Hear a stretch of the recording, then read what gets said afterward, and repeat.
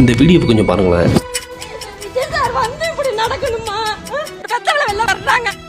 எங்க பையனை சொல்லிட்டு சொல்லுங்க, செத்து போயிட்டு மாறனா?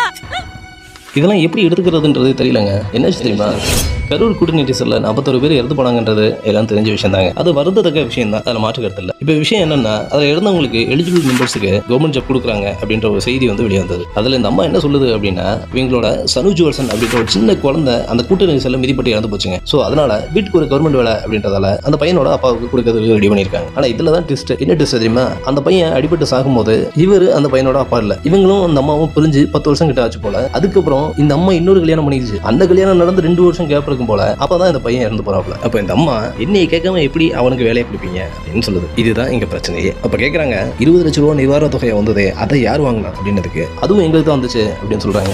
ஒரு நீதினே இல்லையா? எனக்கு புரியல, இதுல நீதின்றாங்க. என்ன நீதி? அதுலயும் இந்த அம்மா பேசுறதெல்லாம் மாத்தி மாத்தி பேசுது. உதாரணத்துக்கு பாருங்க, எங்க வீட்டுல ஆம்பளை துணை யாருமே கிடையாது. எங்க அம்மா நானும் தான். இவ்வளவு வருஷம் கழிச்சு இப்பதான் ஒரு கல்யாணம் பண்ண, 2 வருஷமா. கொஞ்ச நேரத்துக்கு முன்னாடி ஆம்பளை துணை இல்லைன்னாங்க, அப்புறம் இப்பதான் கல்யாணம் ஆச்சு 2 வருஷத்துக்கு முன்னாடி அப்படின்றாங்க. கல்யாணம் பண்ணது ஆம்பளை தானே பண்ணிருப்பாங்க, தப்பா எடுத்துக்காதீங்க. அப்புறம் ஏன் ஆம்பளை துணை இல்லை அப்படின்னு சொல்லலாம். இன்னும் நிறைய சொல்லலாம், ஆனா வேண்டாம். சரி, புதுசாரர் என்ன சொல்றாங்க அப்படின்னா, டிஎம்பிசிக்கு கஷ்டப்பட்டு உசுர கொடுத்து படிக்கிறோம், எங்களுக்கு எதுவுமே இல்ல, கூட்ட நெரிசல்ல குழந்தைய கூட்டு போனதே குற்றம். ஏன் அப்படின்னா, அவங்க கூட்டம் கூட்டுறதுக்கு முன்னாடியே சொன்னாங்க குழந்தைகளை கூட்டு வராங்க, அதையும் மீறி கூட்டு போன குற்றவாளிக்கு வேலையா அப்படின்னு டிஎம்பிசி படிக்கிற ஒரு சாராரம். இன்னொருத்தர் சரி அவங்க பாதிக்கப்பட்டவங்க அதனால கிடைக்குது அப்படின்ற மாதிரியும் சொல்றாங்க. இவ்வளவுதான் நியூஸ். இதுல நான் என் தனிப்பட்ட கருத்தை சொல்ல வரும்ல, நீங்க என்ன நினைக்கிறீங்க அப்படின்றத கீழே கமெண்ட்ல சொல்லுங்க. பாய்.